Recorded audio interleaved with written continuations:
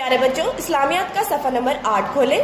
صفحہ نمبر 8 پہ ہم درود شریف کے بارے میں پہلے پڑھ چکے ہیں، اب اس کی ہم دہرائی کریں گے۔ سوال صلی اللہ علیہ وآلہ وسلم کیا ہے؟ جواب درود شریف۔ کیا ہے؟ درود شریف۔ سوال مسلمانوں کو پیارے نبی صلی اللہ علیہ وآلہ وسلم پر درود شریف پڑھنے کا حکم کس نے دیا؟ جواب اللہ تعالیٰ نے۔ کس نے دیا؟ اللہ تعالیٰ نے۔ سوال پیارے نبی صلی اللہ علیہ وآلہ وسلم کا نام سن کر ہمیں کیا پڑھنا چاہیے؟ جواب صلی اللہ علیہ وآلہ وسلم۔ کیا پڑھنا چاہیے؟ صلی اللہ علیہ وآلہ وسلم۔ سوال دعا کے شروع اور آخر میں کیا پڑھنا چاہیے؟ جواب صلی اللہ علیہ وآلہ وسلم۔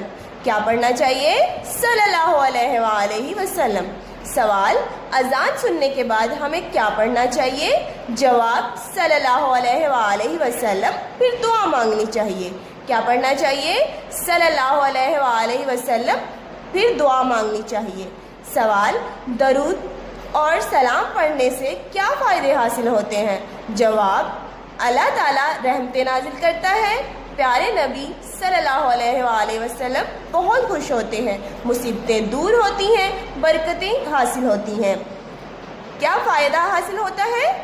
اللہ تعالیٰ رحمتیں نازل کرتا ہے، پیارے نبی صلی اللہ علیہ وآلہ وسلم بہت خوش ہوتے ہیں، مصیبتیں دور ہوتی ہیں، برکتیں حاصل ہوتی ہیں۔